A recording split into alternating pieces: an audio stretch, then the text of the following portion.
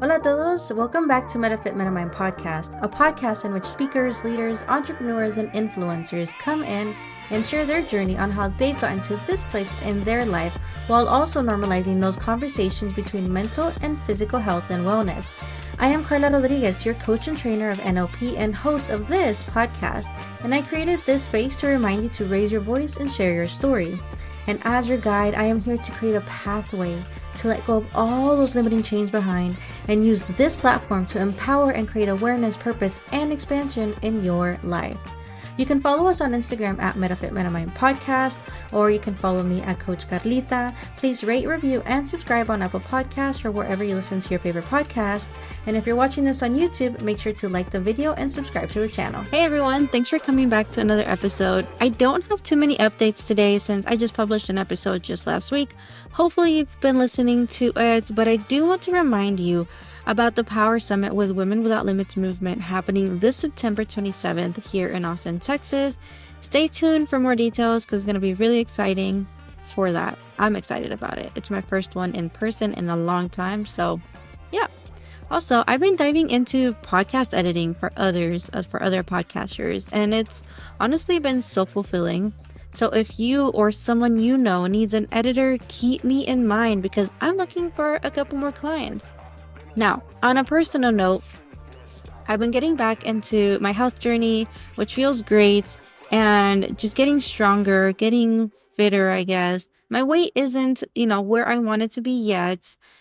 We're almost 2 years in of being a mom, and, I'm not one that just jumps into things like other people. It's not from one day to the next. I'm just very honest about this. And so one of the things for me that I struggled with was, of course, my nutrition. And part of that is also my sleep. And so I've been at this plateau with my weight, but it's been just great to go back and be consistent and having the coaches push me. So keep me motivated. And if you want to be part of an accountability group with me, let me know. I'm part of another accountability group and it helps a lot. So let me know. So the last thing is that we're almost at episode 100. One more episode, yo. So, get ready to celebrate me. It's going to be really exciting. And so, yeah. So let's get into today's episode. I had the chance to sit down with the brilliant and insightful man, Jim Rojas Taylor, former Marine, actor, creative mind, and the author of All Your Best Selves. This conversation was wild in the most enlightening way. We talked about how he, as a kid, created suits and bubbles, these inner versions of himself to navigating the world, and how that evolved into his acting, his acting philosophy, I should say, emotional intelligence practices, right? And his entire way of life. Get deep into presence, identity, confidence, and what it means to live with intention. So if you're curious about personal growth, mental and emotional mastery, or how to show up for yourself in every room you walk into, you're going to want to listen deeply to this one. So let's get into it. Thank you so much for being here at MetaFit MetaMind podcast. I'm excited to be back for another episode with another amazing, amazing person who I met. It's been like a month already at this point because we had to reschedule. So I am so grateful to have Jim here. Thank you so much for being here, Jim. Absolutely, Carlos. Thank you for having me. I appreciate the opportunity. Yeah. So the first thing that I'd like to ask you for whoever's watching or listening to this is, who is Jim? That's a really complicated answer. And it goes back to the beginning. All of this goes back to the beginning when I was 4 years old. When I was 4 years old, I was a Jersey boy, lived in Jersey. My parents took me to midnight mass. And for whatever reason, the concept of eternity just cracked when the priest spoke those words. And I realized if there isn't an end, there's not a middle. If there's not a middle, that means it's only the perpetual beginning. And if it's the perpetual beginning, that means like 10,000 eons from now, I'm still going to exist. Even though I didn't know the scope of time, I understood, what am I going to do with forever once I've done everything many times over? So boredom freaked me out. And then, what I did, I'd regressed into my mind and I started treating my mind instinctively like it was a computer. I started creating programs for myself, and my first two were my suits and bubbles. My suits were just different versions of myself. So every time I met someone, I would actively listen to them, and I would try to take everything I could about them mentally and emotionally and recreate them as me inside myself. So it would create a new version of me, and those were my suits. My Yeah. bubbles were like the holodeck in the Star Trek universe. They could be anytime, any place, anywhere. And what I didn't realize at the time, what I essentially did was create a proving grounds for myself. So Mm-hmm. anytime I went into a situation, I played it out inside my head multiple different ways before I did it for real. Yeah. Um, and I kind of carried on. That was the way I lived. That was my lifestyle. And I didn't realize at the time it was different from anyone else because it never occurred to me to think that way. As I progressed on, I went into high school, and that was the first time I got into contact with theater. I did theater one for 6 weeks, and I got kicked out and sent to ROTC. And I feel like that kind of got me into the Marine Corps, though. ROTC, it helped. I did 5.5 or 5 years active, one reserve in the Marines. Mm-hmm. Mm-hmm. And when I Well, got out, thank you for serving. absolutely, absolutely. Actually, before high school and all that, around 10 years old, my parents Mm-hmm. moved us from New Jersey to Alabama. So when I Mm-hmm. enlisted, I was in Alabama at the time. So I Gotcha. enlisted, and then I came back to Alabama, North Alabama, after my time in the Corps. And then I got I was like in my early 20s, and I got a job at Lone Star Steakhouse as a server. And I remember there was this one night where we were rolling silverware, and I was a dumb honorary Marine. And there was this girl over there rolling silverware, and she was talking about how hard her voice lessons were. And I remember Mm-hmm. just being a ball break. I'm like, come on, voice lessons? I'm a Marine. Let Mm-hmm. me talk to you about hard. Yeah. And then she just snapped up, and she's like, I bet you couldn't do 3 weeks, soldier boy. And I was kind of taken back by her strength, in Yeah. that moment, because Yeah. she was serious. Like I touched a nerve. And I was like, all right, cool. Yeah, I'm going to do this. So I I'm mean, like, I'm you going to got do a six Marine weeks. Just Corps confidence over here. Oh man, yeah. So Yeah. I did that. I went to Huntsville and I found me a voice coach. And after the first lesson, I forgot about the dare because I was just so fascinated by how he handled me, how he made me sound. I mean, his Mm-hmm. ability to just do things with me, with my vocal, and teaching me stuff. And he got me started. He put me into a chorus. Like I remember the first thing he said was, "Have you heard of Jesus Christ Superstar?" And I was like, "Yeah, but never heard him called Superstar." And he kind of chuckled at that because it was a famous Broadway opera in the '70s, Jesus Christ Mm-hmm. Superstar. And it was coming up a year from that point. It was 2003. It was playing in 2004. And he's like, "I want you to audition for Judas." And I'm like, "All right, cool." And I didn't really think much about it. But then he put me in a chorus. Then when I was in that chorus, there was doing a play called Pocahontas, and like 4 or 5 dudes fell out of the role Thundercloud, and they came up to me 2 weeks before opening night, like, "Will you please play this role? There's only one spoken line, one sung line." And I was hesitant at first, but I was like, they talked me into it. But after that, it just got easier and easier. I just started auditioning. I got about 30 credits in my first 2 years here in North Alabama. Then I moved to New York. I got about good 20 credits up there. Then I wrote, produced, and performed my own play. Uh, After the significance of that is from the Yeah. moment I wrote the first line to when we had closing night, only 5 months had passed.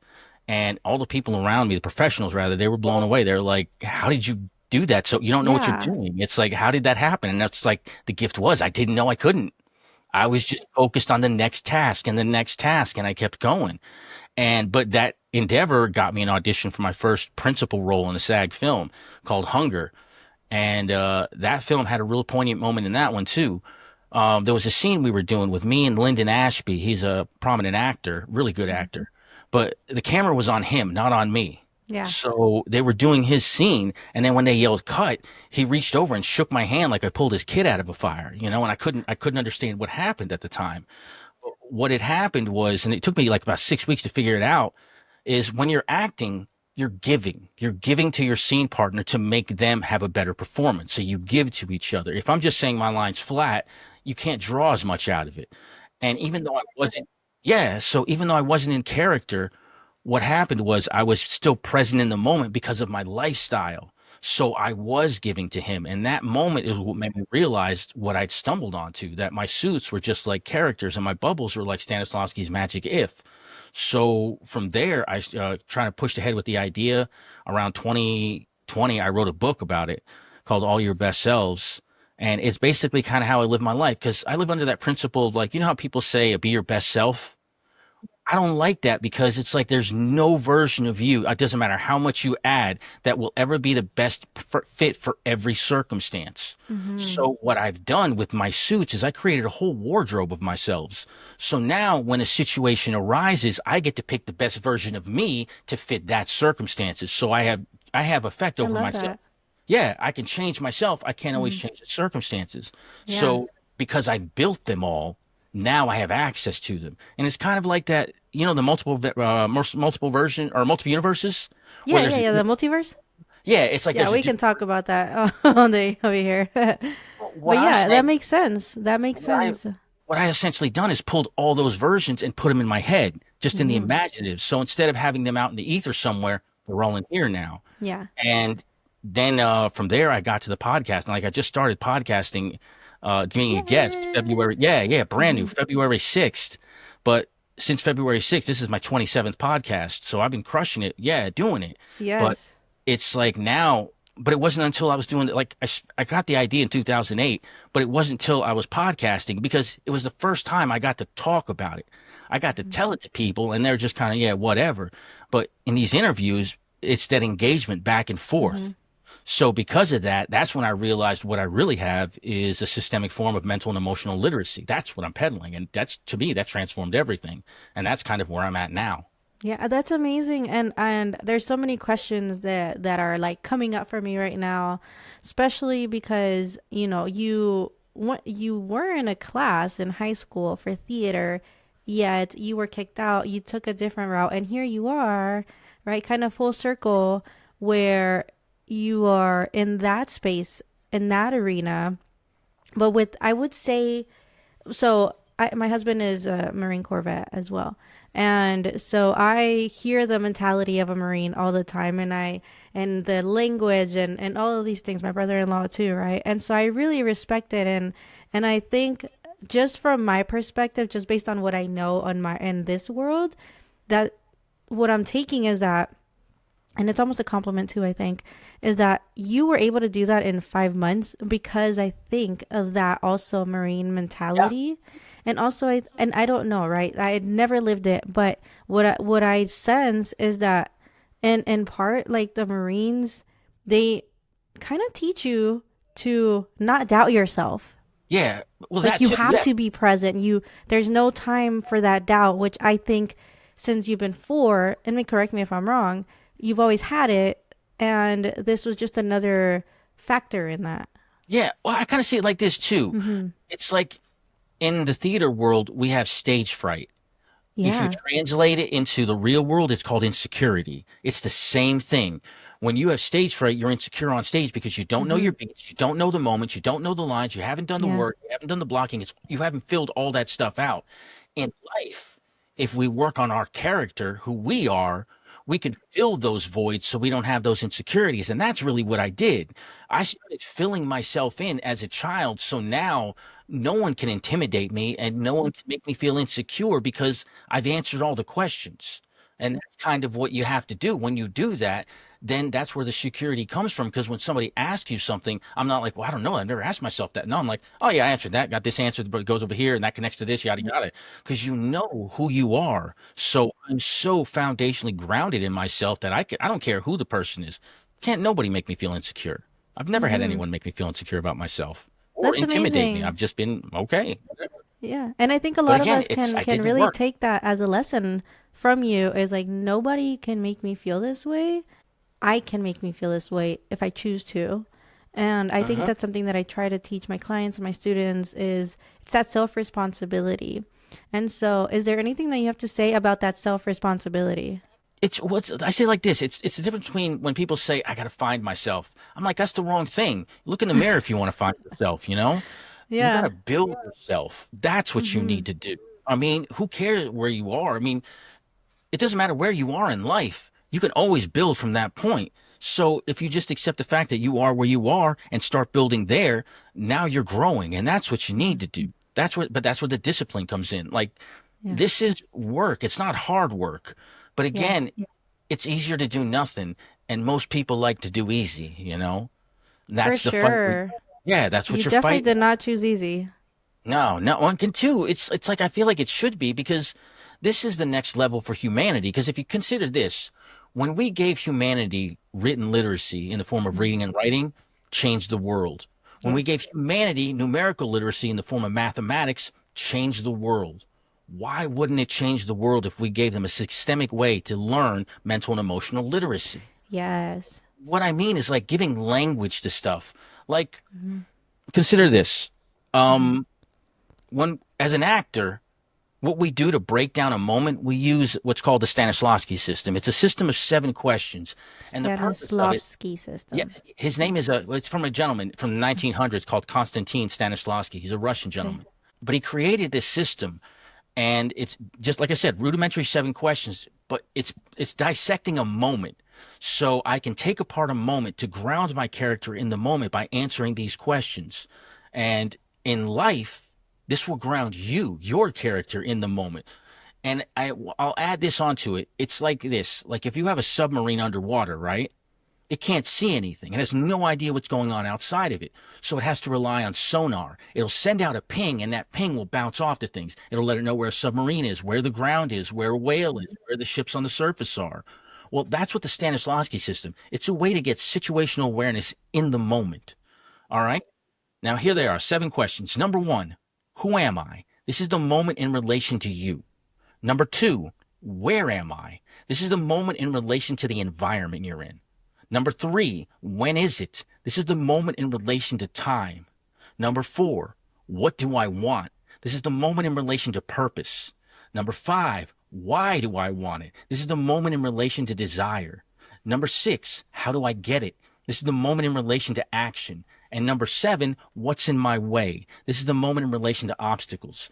If you send these 7 questions out, when these answers comes back, and now you are in a better position to make a choice because you have answers. Most people walk into situations, don't have a clue what's going on. They're just reacting. This is being proactive.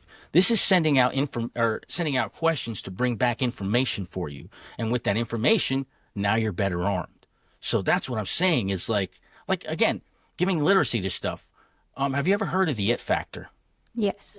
Can you describe it? No. Let me Not specifically. I think it really depends on where I'm at and let me like give what you that this. it factor or energy that I need to have. Tell me what you think. Hold up. Okay. All right, I am saying I can pick 5 skills, Mm-hmm. 5 learnable skills. If you put these, and I'm not saying this is absolute, I'm just saying if you take these 5 particular skills, put them together, you will exude the it factor from Okay. people looking on the outside. You can add and take away from those lists, but you got to be careful with it. All right. Number 1, active listening. This is listening to understand, to hear the other person, not just to reply. You're taking in what the other person's saying. And when you do that, people recognize it and it makes them more endearing to you because they Mm-hmm. understand that this person's taking me seriously. They're not just Mm-hmm. kind of, whatever, how yada, yada. You're actively listening to them. Number 2 is charm. Sometimes we call it magnetism or charisma, but it's what draws people to you. It's just that energy that makes people feel happy when they're around you. Mm. Number 4 is intensity. It's the ability to have like that force of presence. Whatever you do, you bring it hard. You don't have to Mm. dominate, but you're not, when you speak, you're not resisted. Yeah. It's kind of like being passionate. Yes. When people say someone's passionate, that's just the ability to control your emotions and to choose which one you want to use. Because emotions are just flavored energy. That's the way I see them. Ew. Yeah, it's just I've never flavored. thought about it that way. Yeah, that's how I interact with them. Yeah. It's energy that I let out, but what flavor am I letting out? Mm-hmm. On this list, number 4 is generosity. That's when you're so self-confident, you're so full of yourself in a good way that you're looking for ways to give to others in the moment, to bring them in, to make the moment richer Mm-hmm. for them. And number 6 is poise. And it's just kind of like that nonverbal use of your body where you stand, how you stand and whatnot. Now, like I said, if we break these 5 things down, if we took the it factor, break it down to 5 things, now it's teachable. Yes. Now, if we can teach this to people, how how effective would it be for like marketing, for sales, for presentations to turn the it factor on and off? Because that's what I'm Yeah. saying. That's what we do as actors. We use real emotions in imaginary circumstances. We build real working mindsets for use on the stage. But the rub is we don't have a mind and emotions for the stage and one for real life. What essentially happened back 100 years ago when these Mm-hmm. acting masters created these tools and techniques, they created the instruments to perfect their art. But you have to appreciate what their art was. If you look at like artists, metal workers work with metal, glass workers work with glass, musicians with instruments and composition. An actor works with the human mind and emotions. The tools that they build were to shape the human mind and emotions. People overlook it because everybody thinks acting is what it was for the first 2,100 years. If you look at the first 2,500 or the 2,500 years of Western acting from the Greeks here, the first 2,100 years was like representation, masking, pretend. The 300 years that followed was like the Victorian Shakespearean area where it moved to natural realism. But it was 1900 when Konstantin Stanislavski changed the game. He made it philosophical. Acting, honestly, is not the right word. We don't act anymore. We become. It's about a state of being, you know? Yeah. It's living truthfully in imaginary circumstances. That's the goal. If you're not doing that, you're not doing the work right. So what I'm saying is we don't have a mind and emotions for the stage and a mind and emotions for life. So these tools, one for one, work for life and for the stage. We just need to take them out of act. Well, not out, but just copy them and put them in education alongside. Like implement them. Yeah. Yeah. Yeah. It's a new way to teach because consider this. We send every generation through adolescence. Why aren't we teaching them emotional regulation in elementary school? That's what I'm saying. Yeah, so they can control their emotions better. Yeah, yeah. And, right now I'm going through that, you know, with my 12-year-old stepson where he's sixth grader and he's figuring out those emotions and all these new things and the hormones, you know, going through puberty and stuff. And there's a lot of times when he's not in the place where he wants to be, or there's just something that happens and he'll shut out. And so, you know, I'm working on practicing that with him because, you know, I don't have control over it right now at school, but, you know, one of the teachers seems to be, like knowledgeable actually in emotional intelligence, and he'll give him his space. If he tries to interact with him, he doesn't feel energy back from the kid. He's like, all right, I'm going to give you some space. I'll come back and check in later. Right. And so I don't think that used to be done when I was in school, where it's like, why aren't you talking to me? Oh, you have an attitude? Go straight to the office, you know? And like, we didn't know what the heck was happening. So I think too, just like you, I grew up with somewhat of emotional intelligence, being like a mediator between my parents. But also, weirdly enough, I was part of the peacemakers in elementary school. And so we would do conflict resolution, which is hilarious to me. And it's so interesting how all this conflict that happens and how just asking those right questions, the it factor, listening, responding based on what you heard. What is their body language like right now? Are they in a place of, are you open to sharing or are you not yet? All right, let's come back to this. And I think this is definitely something that does need to get taught because it would avoid so much conflict, first of all. Absolutely. It's like when you're talking about behavior, that's what, or body language, that's what the Meisner technique does. That's a different technique, but the whole purpose is to read behavior. And to me, that's important. And the difference between it's two different schools as well. Stanislavski is what's referred to as inside-out acting. You start and build a character from the inside, and you work out. Meisner's outside in. You start from the outside and build inward. With Meisner, you're looking for outside stimuli. Like his exercises are repetition. So essentially, like if you and I were doing the exercise, I would be like, you have a blue and red checkered shirt. And you would say, I have a blue and red checkered shirt. And we would say this back and forth.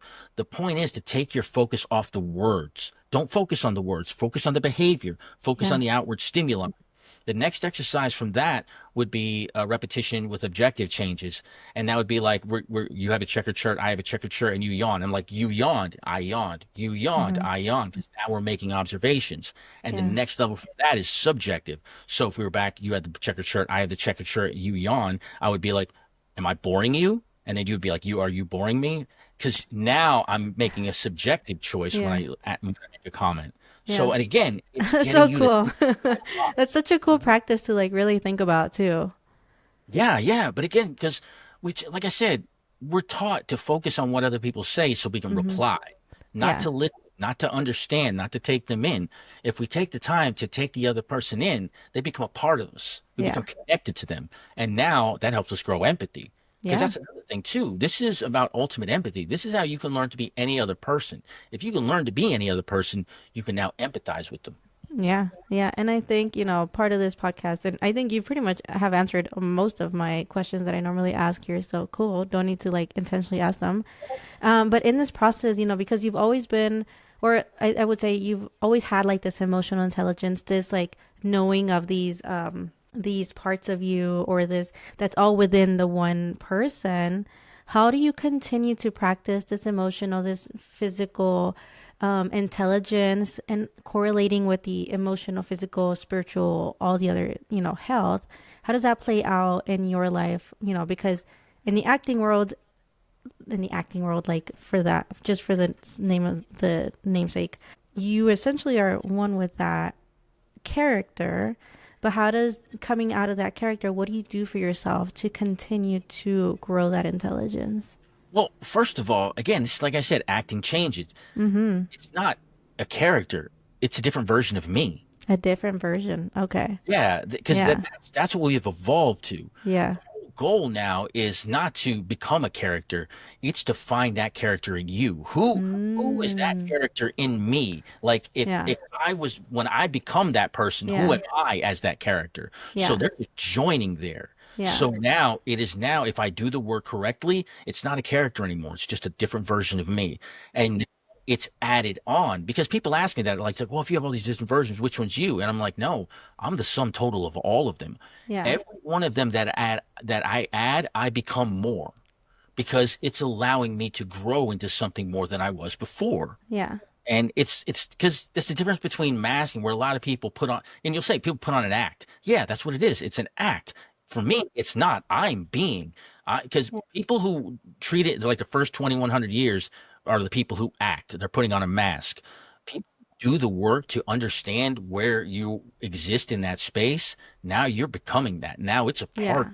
You've grown as a human being. And that's what I'm saying, is like, we can, because if you think about it, according to science, the human brain is the most powerful supercomputer known to mankind. We have almost 9 billion of the most powerful supercomputers known to mankind, each one with an emotional power core on a planet with a global technical infrastructure. Why haven't we colonized the solar system yet? We should be Mm-hmm. further. And the reason I believe is because what's the operating system for that supercomputer? What's the Windows 11? What's the iOS? What's the Linux Red Hat? That's what I'm saying these tools and techniques are. They're the basic operating system that allows the layman to interface their mind and their emotions in a way they never have before. Yeah. Because What are right we now, choosing to download and upload? yeah, because right now it's like writing line code. That's what the first 12 years of our life is in elementary school, junior high, high school. It's programming. You're programming a basic human model. Well, if you learn these tools and techniques, now you can write your own code. You don't have to be the model that the government said you need to be off the line. Now you can reinvent yourself into anything. We're going from floppy disk to USB to nano. Yeah, that's so cool to like really think about it. And if I really do think about this, it's like I've heard people on TV or interviews. I think you even say it's like this version, and so like I think about like if I remember one of the movies that I have enjoyed watching for a long time, 101 Dalmatians, right? And I never imagined myself playing Cruella de Vil, like if I were to play that. But then I'm like, that version of Cruella, how would that version of Carla, version be like? What would she be saying? How would she be standing? Like, first of all, how fun would that be? But just like, what would that essence be is what I think. And so it's like, what essence do you need to bring to not play that character, but become that version of that you? And one thing I've heard too is like, for our confidence or for the success or whatever, it's like, I've heard the saying of be, do, and have. So would you say that you be that version, you do that version, and you have the energy of that version? I'm not even going to say actor or character anymore.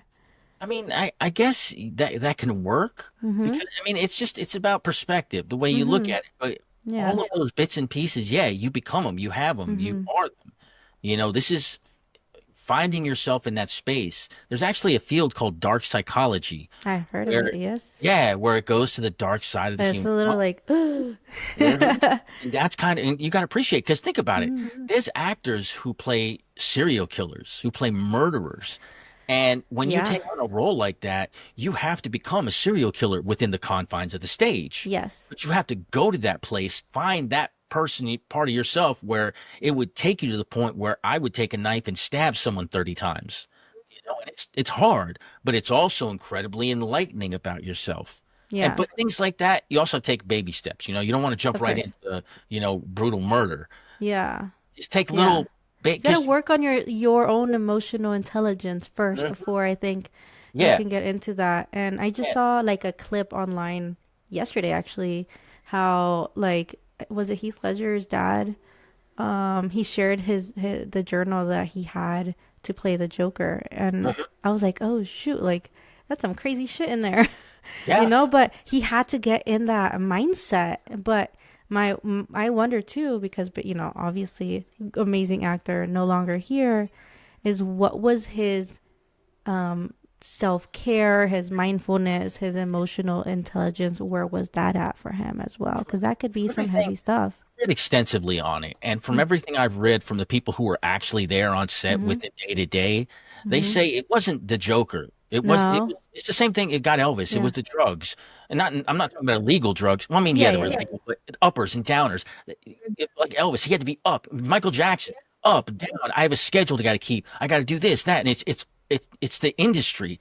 It Yeah. puts so much pressure, and then he's such a good working actor that he's putting too much on himself, Yeah. and that's what they think. It was just he was the upper Yeah. whatever he was It uppers and was downs. just a mix of all of that, Yeah, it's which just still messes with your emotions and your mindset and but he was like I said, he your was body, solid. your health. Everybody on set with him said when he got because he wasn't a method actor, he wasn't in Joker all the time. He Yeah. stepped in and out. But Yeah. one, he was able to step in and out. But when he stepped out, he was always happy and jovial. And two, he did a movie afterwards. Well, he died actually doing the Imaginarium, Dr. Farnassus, I think it was. But it was a very lighthearted film. Yeah.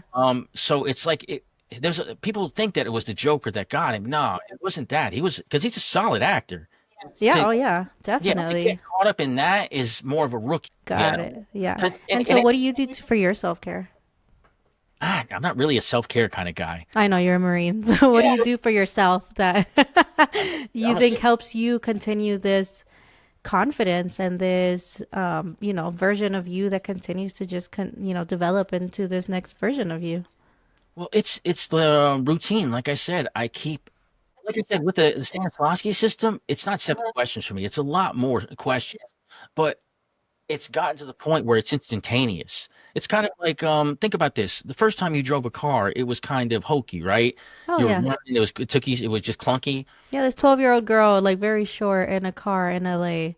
right? Yeah. Not the best idea for someone to teach a 12-year-old then. Have you ever had that experience where you drove from one place to another, but you don't remember the drive? Oh, definitely. Yeah. That's a phenomenon that happens with the human mind. It's like chunking. Basically, it'll take different aspects that you have to do when you go to the same routine over and over again. Your Mm-hmm. mind will take it, chunk it together, and just boom, make it happen instantaneously. Well, I've been asking these questions since I was 4 years old.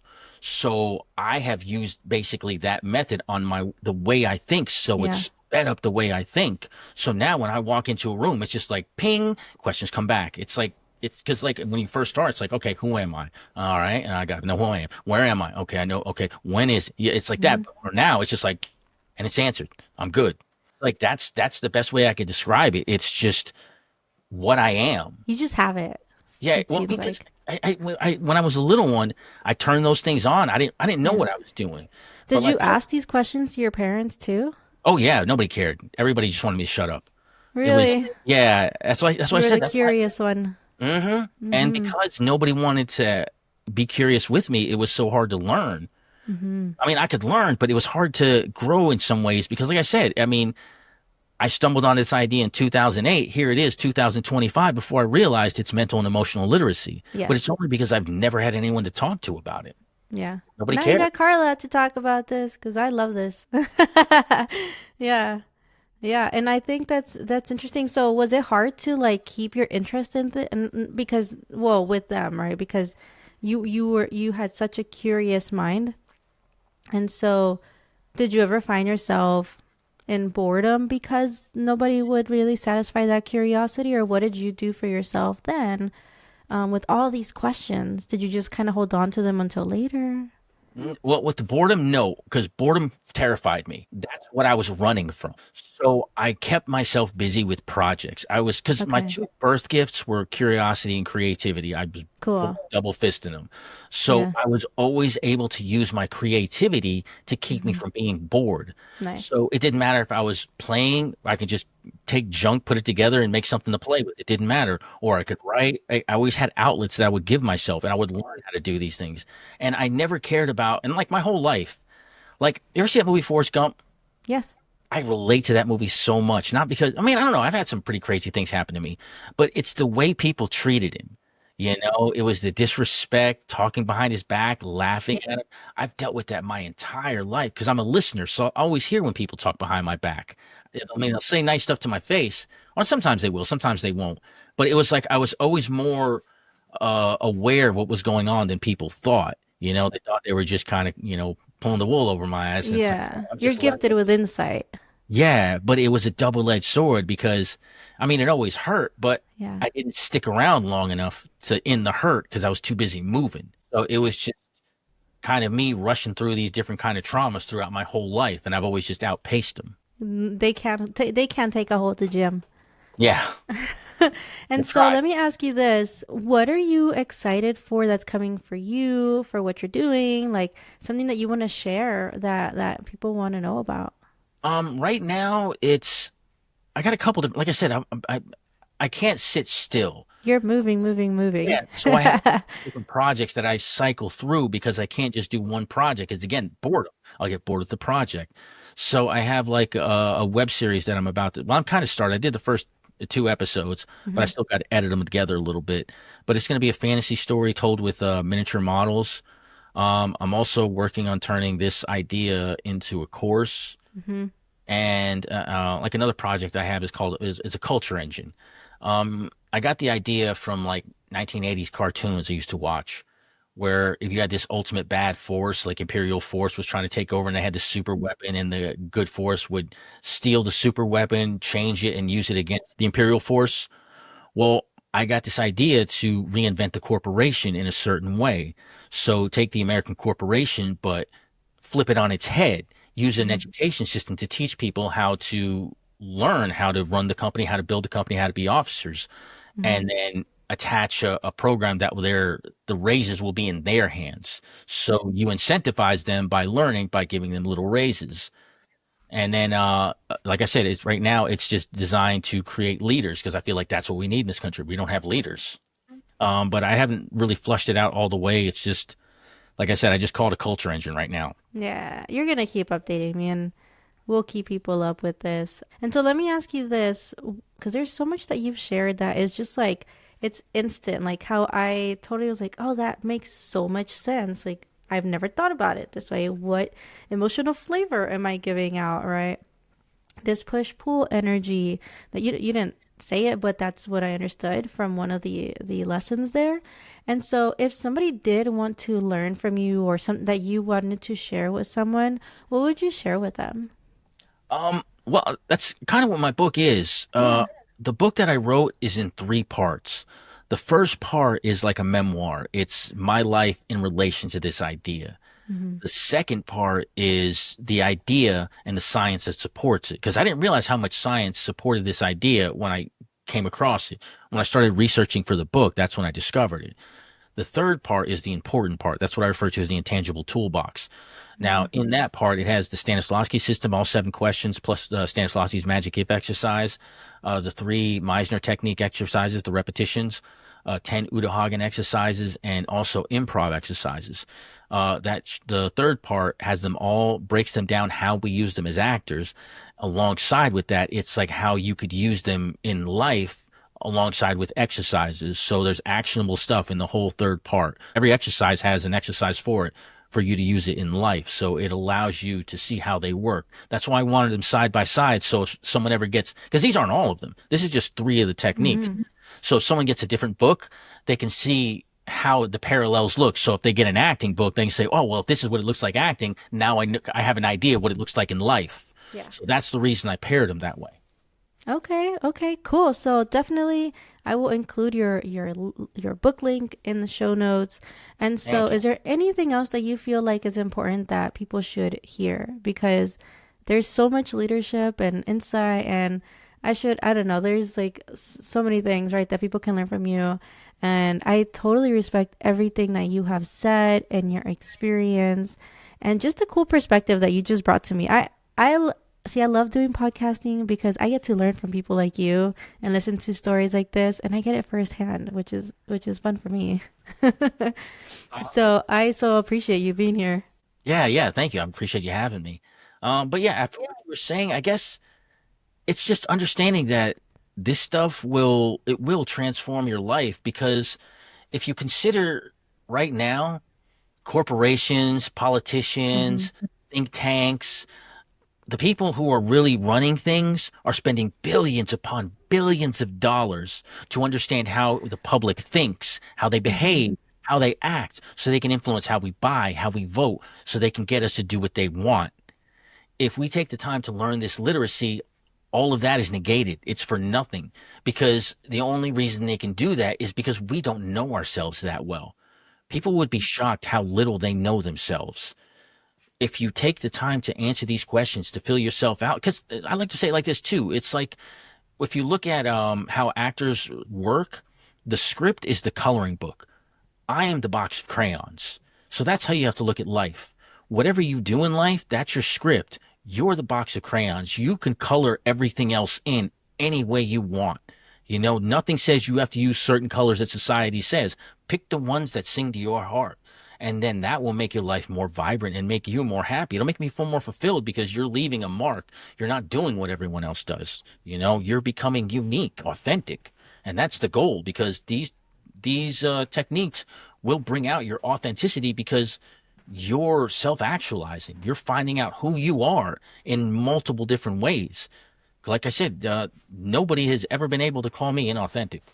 You know, it doesn't matter where I've gone, who I've talked to. It's because I know myself. Yeah, I love it. I love it. And if people wanted to find you, where can they find you? There's a couple different places. I'm a Gen Xer. About 50 years Mhm. old now. Um, I just started. What do you call it?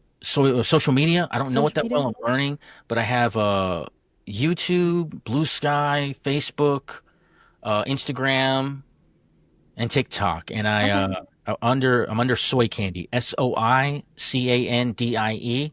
You can find me there. I post a lot of like I started June of last year, and I've over 300 videos I've posted. So it's like I've been pretty regular on there. Yeah. And again, it's talking about this idea, showing my miniature work, stuff like that, just projects I'm working on.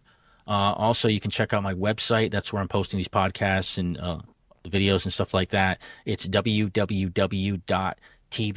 www.tbcenterprises.com. That's TBC like Tango Bravo Charlie. And you can also check out Amazon.com and look up the book. I'm Of terrible. course, you got to share the book. Yeah. Oh, that's Uh, a cool cover. thank you, thank All you. your best selves. Hmm. You can find it on Amazon. It's in Kindle version and in paperback right now. Perfect. And if you do get it, anyone, I'd greatly appreciate reviews. They're very important. For sure. I'm going to order it and read it and You send you like a it? review. Thank you. Yeah. So thank you so much for being here. This was so insightful, so just enlightening. And I love what you just said about the crayons. I'm just going to color my life. That's all I'm Yeah, going to say now. So yeah, thank you so yeah. much for being here. Absolutely. Thank you so much for having me, Carla. All right, so that's it for this episode. Here are a couple things I took from this powerful conversation with Jim. Number one big reminder was that emotional intelligence isn't just something you're born with. It's something you build. And when you really know yourself, when you've done the work to ask the right questions, no one can shake that foundation. The second thing was the way that Jim described emotions as flavored energy. That was one of my favorite things from that, actually. That stuck with me because it reminds us that we get to choose how we show up, what flavor we give off. And that's powerful when it comes to presence, leadership, and even healing. So remember, the Power Summit with Women Without Limits movement is happening September 27th here in Austin, Texas. And in November, we're launching the very first cohort of the hypnosis certification training. So I'll be sharing more about all of that. So keep listening because it helps me a lot too. Okay. And so if this episode sparks something for you, share it with someone who'd love it. Remember to leave a review, rate it, and subscribe to it. And if you're listening or watching on YouTube, make sure to like the video and subscribe to the channel.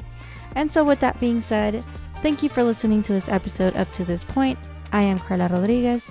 This is MetaFit MetaMind podcast, where we're having conversations that we would have never had. Until next time.